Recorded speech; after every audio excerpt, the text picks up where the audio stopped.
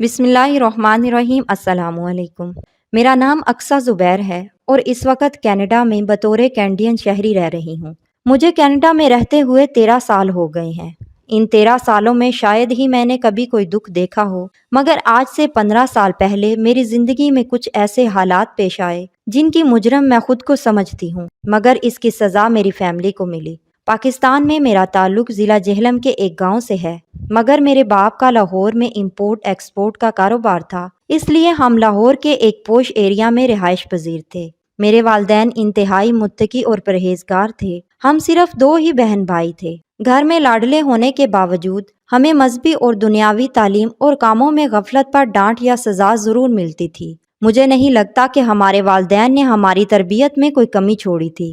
وقت گزرتا گیا، میں کالج اور میرا بھائی یونیورسٹی لیول پر پہنچ گیا۔ میرا بھائی MBBS کر رہا تھا اور اس کے بعد امریکہ جا کر دل کا اسپیشلسٹ بننا چاہتا تھا، جبکہ میں ICS کر رہی تھی اور آگے جا کر ٹیکسٹائل ڈیزائننگ کی فیلڈ چننا چاہتی تھی، مگر ایسا نہ کر سکی۔ ہوا کچھ یوں کہ کالج کی تعلیم کے دوران مجھے ایک لڑکے سے جس کا نام جاسم تھا محبت ہو گئی۔ بقول جاسم کے کہ جاسم سٹیل مل میں ایڈمن کی پوسٹ پر کام کر رہا تھا اور جلد ہی اپنا چھوٹا سا پلانٹ لگانے کی خواہش رکھتا تھا۔ جاسم کی باتوں نے مجھ پر ایسا جادو کیا کہ میں تمام حدود بھول گئی۔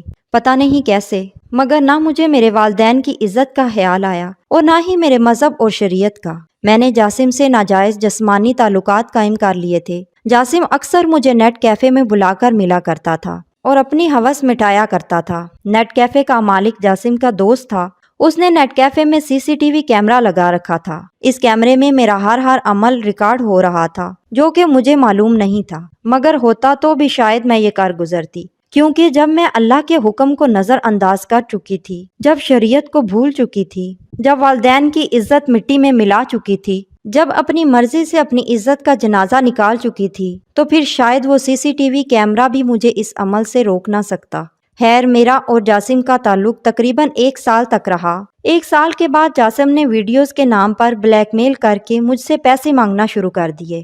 پہلے جب بات 1000-2000 تک رہی تو میں اتنے پیسے جاسم کو دے دیتی تھی، مگر جب جاسم کی ڈیمانڈ بڑھ کر لاکھوں میں پہنچ گئی تو میں نے انکار کر دیا۔ پھر جاسم نے میری برہنہ ویڈیوز میرے بھائی کو دکھا دی۔ جس دن جاسم نے میرے بھائی کو میری ویڈیوز دکھائیں، اس دن میں اپنی کلاس کے ساتھ ٹرپ پر مری گئی ہوئی تھی۔ میرا ہی نہیں بلکہ کسی اور کا بھائی بھی ہوتا تو یہ برداشت نہ کرتا، لہٰذا میرا بھائی بھی برداشت نہ کر سکا۔ اس نے جاسم کو بہت ڈھونڈا، لیکن جاسم اسے کہیں نہ ملا اور نہ ہی ابھی میں واپس آئی تھی۔ پھر دوسرے دن میرے بھائی نے میرے اس فیل سے شرمندہ ہو کر خودکشی کر لی۔ جب میں ٹرپ سے واپس گھر پہنچی تب مجھے میرے بھائی کی موت کی خبر ہوئی۔ میں تو اپنے اکلوتے بھائی کا آخری بار منہ بھی نہ دیکھ سکی۔ مجھے پہلی بار جاسم نے منہ دکھانے کے قابل نہیں چھوڑا تھا۔ خیر، بھائی کی موت کے بعد حالات ابھی نارمل نہیں ہوئے تھے کہ جاسم نے پھر مجھے بلیک میل کرنا شروع کر دیا اور مجھے بتایا کہ اس نے میرے بھائی کو میری ویڈیوز دکھائی تھیں، جس کی وجہ سے میرے بھائی نے خودکشی کر لی۔ اس وقت جاسم مجھے کسی درندے سے بھی بدتر لگا اور ساتھ جاسم نے دھمکی دی کہ اب کی بار وہ میرے باپ کو ویڈیوز دکھائے گا اور میرے باپ کی موت کے بعد میری ماں کو۔ جاسم کے خطرناک ارادے دیکھ کر میں نے ہمت کر کے بھائی کی موت کی وجہ کے علاوہ باقی سب باتیں اپنی ماں کو بتا دیں اور میری ماں میرے کہنے پر ابو سے بات کرنے پر آمادہ ہو گئیں۔ جس رات میری ماں نے میرے باپ کو میرے کارنامے بتائے، اس کے بعد مرتے دم تک میرے ابو نے مجھ سے کلام نہ کیا۔ خیر، میرے باپ نے مجھے ایسے اگنور کرنا شروع کر دیا جیسے میں ان کے لیے مر چکی تھی۔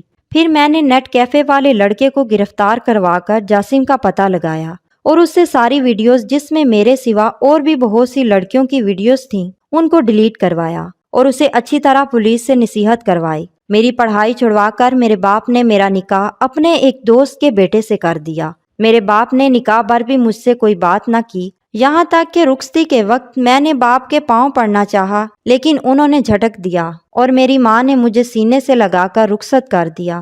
میرے شوہر کا نام زبیر ہے، یہ کینیڈا میں سیٹل ہیں، میں ان کے ساتھ کینیڈا آ گئی ہوں۔ میرے باپ کی بیماری کے دوران میں پاکستان تھی اور باپ کا جب آخری وقت قریب تھا تو میں ان سے ملنے ہسپتال پہنچی۔ مجھے دیکھتے ہی انہوں نے میری والدہ کو مخاطب کر کے کہا، اسے کہو چلی جائے یہاں سے، اس نے میرا مان توڑا ہے۔ اور میری نظروں کے سامنے میرا باپ کلمہ شہادت پڑھ کر اپنے گناہوں اور کوتاہیوں کی معافی مانگ کر اپنے خالق حقیقی سے جا ملا اس کے فقط چند ماہ بعد ہی میری ماں کا بھی انتقال ہو گیا۔ ایک غیر محرم کی محبت نے میرا سب کچھ مجھ سے چھین لیا۔ جب سے میرا بھائی مرا ہے مجھے کبھی سکون نصیب نہیں ہوا۔